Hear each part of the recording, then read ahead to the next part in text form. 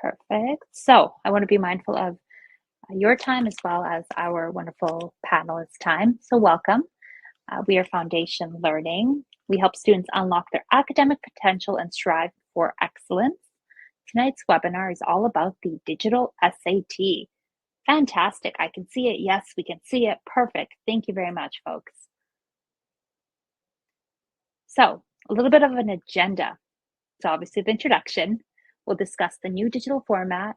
We'll discuss changes on the new SAT exam, studying for the new exam, maximizing your score, and we'll leave some time at the end for question and answers. So we're looking at up to 45 minutes for this webinar. And of course, it's recorded. So if you have to pop out early or if you'd love a replay, no problem whatsoever. We'll make sure we get this into your inbox within the next couple of days. With that being said, I'd like to introduce Maisha, an admissions counselor from Columbia University, who will be our wonderful panelist today. Maisha, do you want to take over and just say a little bit about yourself? Thanks, Andrea. Hi, everyone. My name is Maisha. I'll be your panelist for today. It's been a year since I've been part of this company, working with students and presenting webinars. I'm very happy to be here with you. I received my undergrad degree from Columbia University in neuroscience, and I went on to do my PhD at Einstein College of Medicine in genetics and neuroscience, and now I work in a biotech company as a scientist.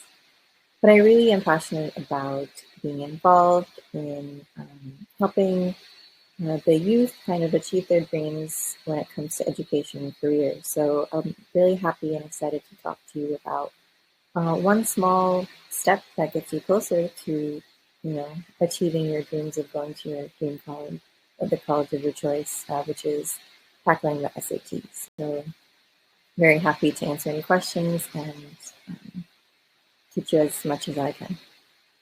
Thank you very much. And I know our audience is very excited about this. So I will give this over to you where we can start discussing the new format. Yes. So why are we even having this webinar today? Well, mainly it's because the SAT is changing. It's no longer the classic pencil, eraser, paper SAT that we all know and love. It's actually from this year going to be in a completely digitized format.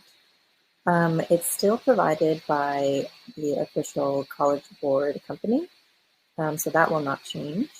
But with this new digital format, everything will be on the computer. The user interface the interface should be quite user-friendly. There will be navigation tools, on-screen calculators, and a timer, which will be very helpful when it comes to keeping track of how far along you are without having to look up at the clock every few minutes.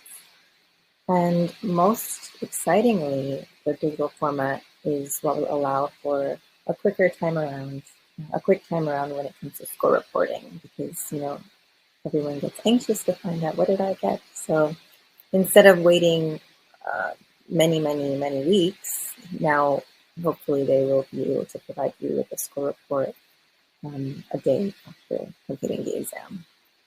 So overall, I would say it's a positive change.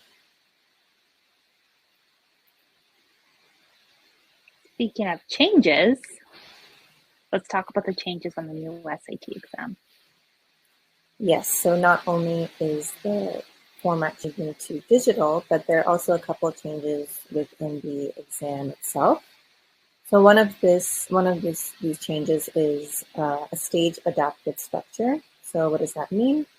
It means that there will be tailoring of how difficult the second part of the exam is based on your performance in the first part. You yourself will not have to do anything. Basically, just you'll be taking the exam as is, and the system will automatically create a second section for you that is appropriate. The sections will be in two sections. Reading and writing will be combined into one, and math is the other. And there are specific time limits and a numbers of questions for each of these respective sections. There will also be unscored questions that are littered throughout or within each of these sections. The purpose of this is to kind of gather data. It's more for the company to kind of help formulate future test questions. You will not be told which of the questions are unscored, but there are usually a couple within each section. If you get them wrong, you will not be penalized. And lastly, the total scoring will be out of 1,600. So a maximum of 800 for reading and writing, and a maximum of 800 for math. And again, most excitingly, the score reports will be available the day right after the exam. Such a big change. Yes. So let's tell our audience a little bit about studying for the new exam.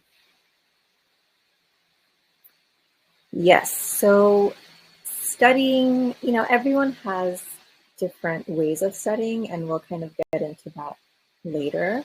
But for now, we want to focus on certain tips to take along with you when it comes to actually succeeding on particular portions of the exam. So for example, one of the things to master before you sit down and actually take a full exam is understanding words within a context. So although it is helpful to memorize or remember or understand certain what we used to call like SAT words, it's actually even more important to understand what certain words mean within the context of a passage or in the context of a question. So this actually allows you to kind of save time rather than racking your brain to think, what exactly did this very difficult word mean? And it also helps you understand the passage that you're reading and understand the subtleties of the question that's being asked. And also, it's good to be prepared by learning how to interpret not only written arguments, but also tables and graphs. So critical thinking has always been the main issue that is being examined, right, in this kind of exam. So data analysis is quite important. It's good to kind of practice reading graphs, reading paragraphs, understanding what tables mean, know how to summarize it quickly. Everything should be evidence-based, and the evidence is right in front of you. So worry not, it's all in front of you. It's just a matter of practicing and learning how to become quicker at digesting the data that you see.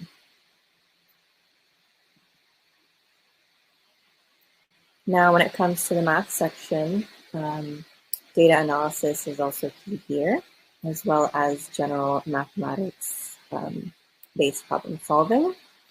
So there will be multiple types of math questions. Some of these include interpreting data, making calculations, or drawing conclusions from numerical information. Additionally, there will be algebraic equations, just as before. You'll need to solve equations, work with variables, and apply algebraic principles to solve problems effectively. And keep in mind, you will have an on-screen calculator to help you. Additionally, there's still geometry and trigonometry that will be assessed on this exam. And usually these questions will be presented in a more like practical scenario. They'll kind of involve these key skills in tackling real world problems that will be presented to you.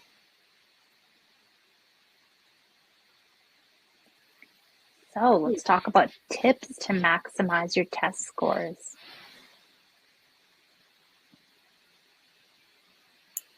Okay, so now that we've talked about the main, general types of questions that you can expect and certain concepts to master, it's important to know how you yourself plan to master these skills. And one of these things is to create a study plan. I cannot emphasize enough that practice makes perfect. These kinds of standardized tests are, again, not assessing your intelligence per se. It's assessing your critical thinking, yes, but it's also a way to see how well do you know how to take an exam. And to do that, you really need to practice. So to create a study plan, what does that entail? One of those things means starting early. You definitely don't want to wait, 1 month before you have your SAT schedule to start learning about the exam and taking practice tests. I would say you would want to start well in advance, at least a year out before you plan to take your final exam. Another thing to do is to set goals. Just because you're starting early, we're not suggesting that you must study for the SAT every single day for a year. You have to be practical and know yourself how much time you have. In high school, I'm sure everyone who's attending here has children or is a student who is very high achieving and has AP exams and other extracurriculars and general homework to do. So you have to set goals. For example, let's say within the next 2 weeks, I want to study the critical thinking section of the writing exam, the reading section, just practicing understanding context clues.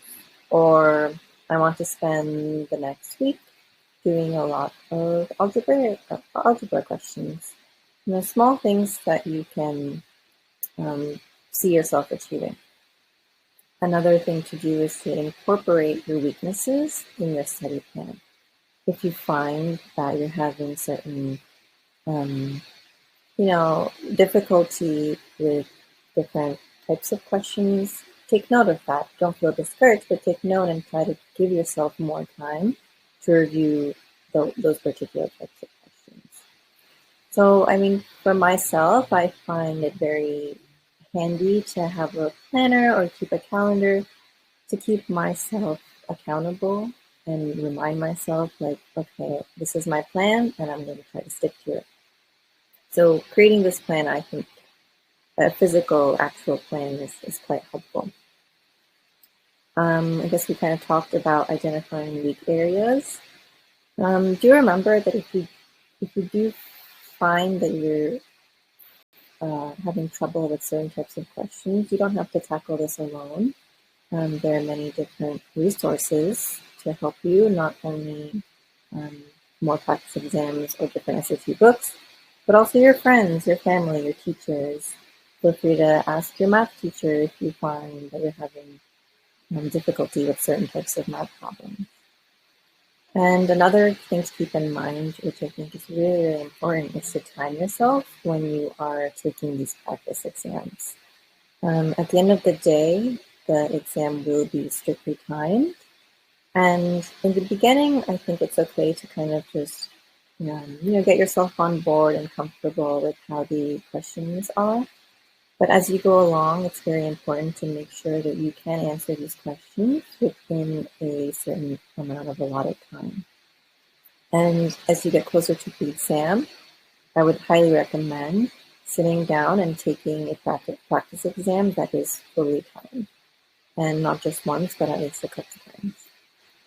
And see, how are you scoring? Are you getting closer to what your desired score is? If not, just keep trying. And I think that is the most beneficial thing to do, which is to kind of keep yourself under a time limit. And I'd love to add on a couple of things. We actually have the SAT practice question tool on our website. It's completely free. And we're also continuously loading our website with new tools and resources to sort of help the studying process. We're hoping to have a SAT study plan up as well. it sort of breaks everything down from a 6-month mark, a 3-month mark, and I believe a 2-month mark or a 1-month mark. Not sure yet. That way we can sort of help assist you in this, because these are very important tips and tricks to really maximize your score. Just thought I'd throw that in there from a foundation learning standpoint.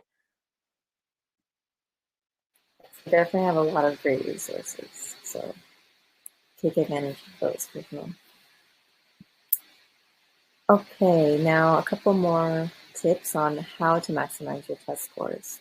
So like I mentioned before, you're not in this alone.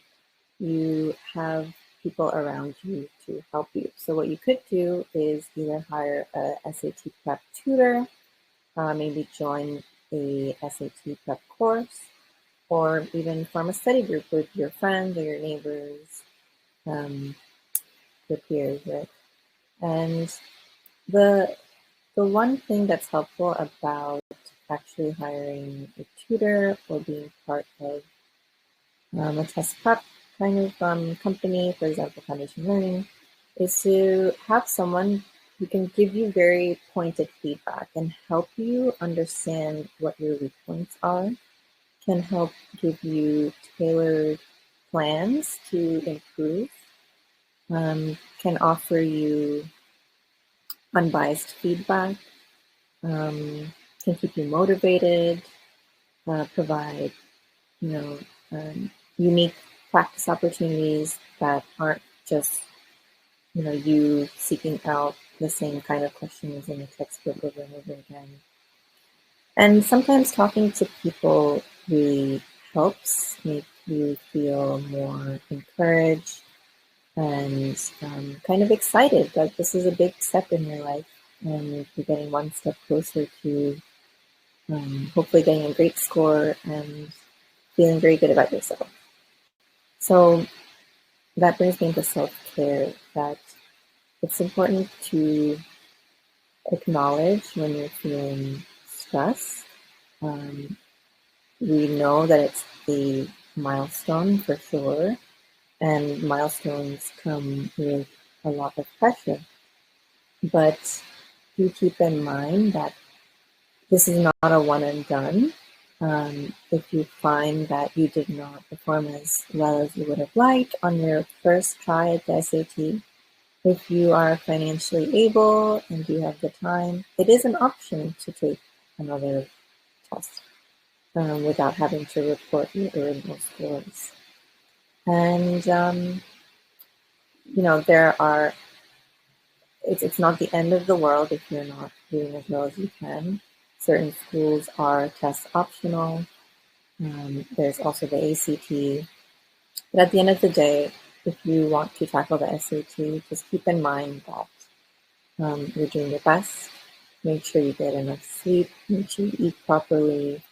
Make sure you're not spending all your time focused on trying to get a perfect score, because those other things are very important, especially sleeping well before your exam. And talk to others around you. You're not in it alone. You don't only need to talk to people when you need help. You can just chat with your friends. Oh, how's your stuff going? Are you feeling okay? Just don't forget to take care of yourself, even though this is a big moment.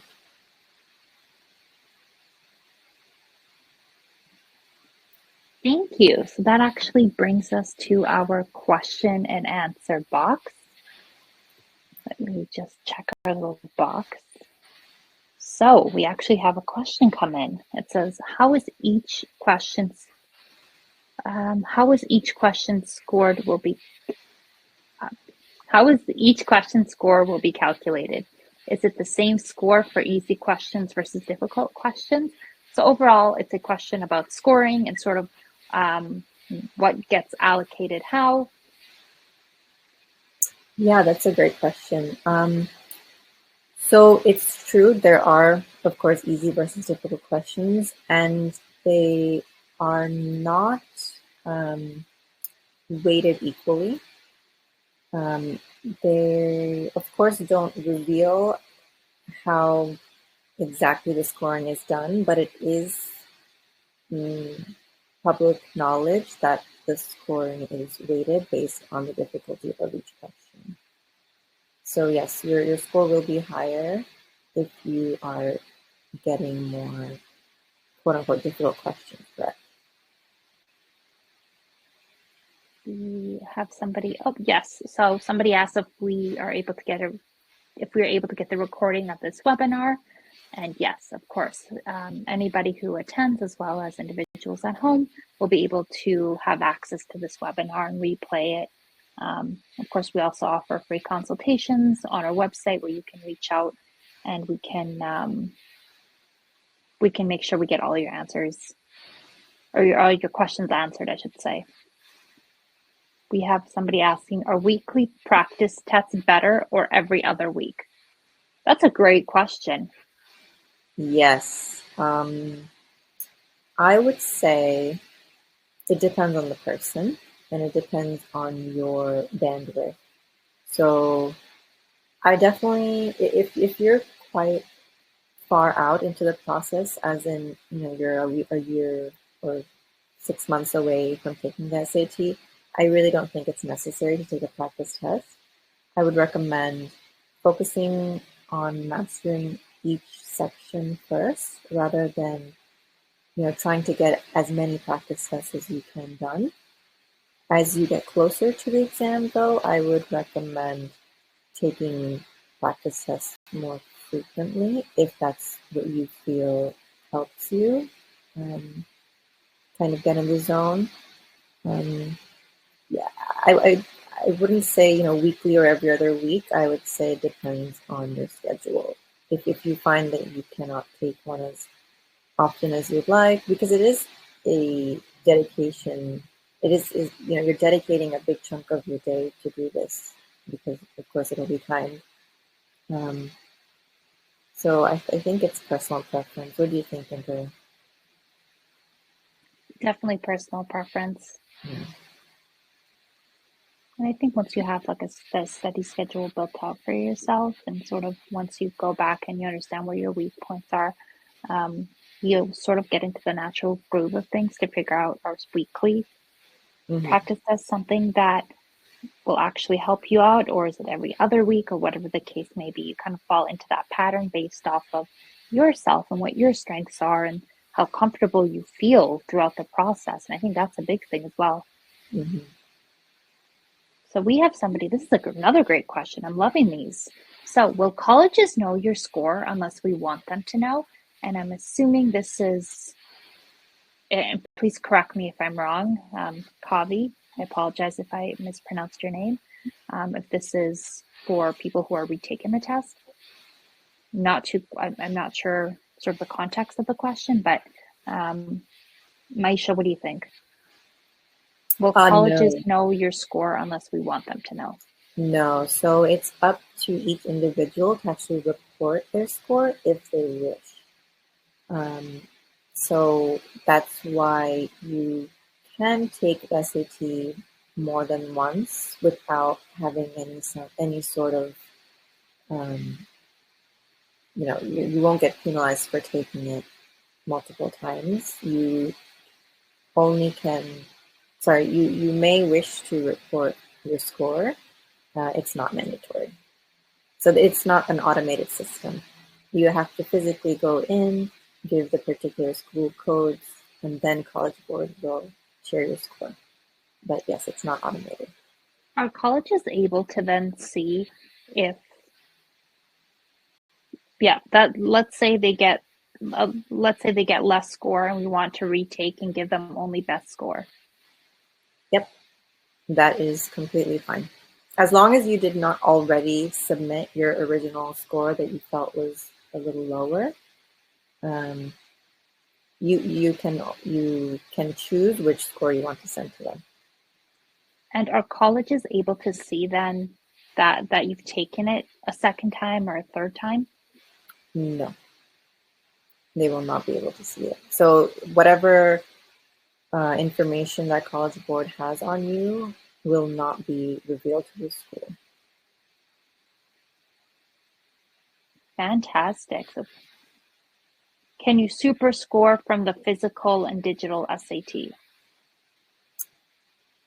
I think your question is if you're like taking one physically, one digitally as it's kind of as the format is moving over. That I am not certain about. I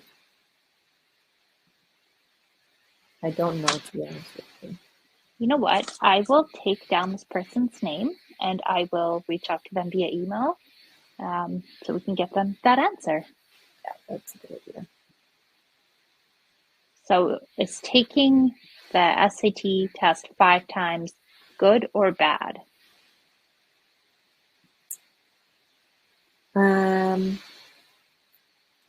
I think this is also a personal preference kind of situation. First of all, I'm guessing you mean the official SAT. I personally would discourage taking it that many times. Number one, not everyone is financially able to take the SAT 5 times. Number two, usually once you hit 3 official exams, your scores do not really change very much. And number three, at that point, I think it's better to spend that time just taking practice exams or focusing on your weak points, and instead of saying, oh, I can just take it again, try to make sure it's your last time. People, you can do it if you really want to, but I personally don't think it will really change your score very much. Any thoughts, Cynthia? I would echo the same message. I think after a certain point, it almost becomes stagnant. It won't change too much, Yeah. or at least that's what I have found in my experience. Mm-hmm. So I see a couple of questions in here, sort of discussing what score range is considered good, and then what the difference between the SAT and ACT is. So we actually have a webinar coming up that discusses the difference between the SAT and ACT and which one you should take. I think, Sydney, that would be a really great webinar for you to register for, and you'll be able to get all of that information in a further deep dive than we can do on this particular webinar. And in terms of what score range is considered good, depends on the college, right, Maisha? Exactly. Yeah, it depends on the college. It depends on what college you're hoping to get into, because different schools have different expectations or different scoring requirements. So I think good is very relative. Absolutely. How The many higher the times am better, I? if you can. Yes, the higher the better. I think that's the golden rule. Yes. So how many times am I able to retake the SAT? Is there an official cap for that, Maisha? I have not heard of an official cap, no. Yeah, that's what I thought. I wasn't too sure. How is the content different from the digital format? And then I guess we kind of went over that a little bit. One of the main differences is that the second part will be tailored to your performance in the first part, which of course you can do when it cannot be done. That cannot be done when it's a paper test. Yeah, I think we said that it will focus more on understanding ideas within the context, more critical thinking, more data analysis, but it should not be very different overall than the SAT that we're used to. And Nate is asking, how can you get your answers back after you do the SAT? So I guess that in terms of delivery, so we talked a little bit about how you sort of get your results back within the next day as opposed to waiting a longer period of time. Is there a difference in how that information gets relayed back? I don't think so. I believe they should all be, or the scores should be all in the the College Board system where you have to log in. I'm sure they'll send an email when the scores are ready to be viewed. Fantastic. And I'd love to know, and I think this will be very helpful for our audience as well, what is your number one piece of advice for somebody about to take their digital SATs? My piece of advice is to prepare yourself as if you're taking the exam. So what I mean is try to take a practice exam the exact same time, the exact same day, in an area that you would normally be taking the exam. Try to recapitulate exactly how it's going to be like, what it's going to feel like.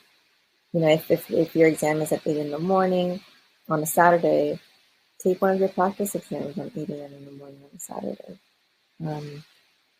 Other than practice makes perfect, I would say just try to get comfortable and really physically also prepare for what the actual experience is going to be like.